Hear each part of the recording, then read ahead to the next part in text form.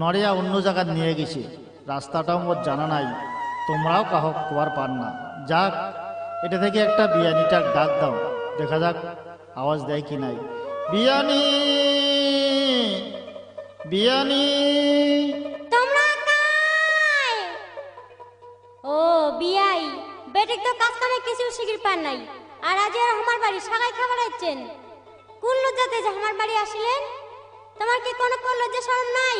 ও, জামাইর বাড়ি যাওয়া কি কোনো লজ্জা শর্মের ব্যাপার আছে?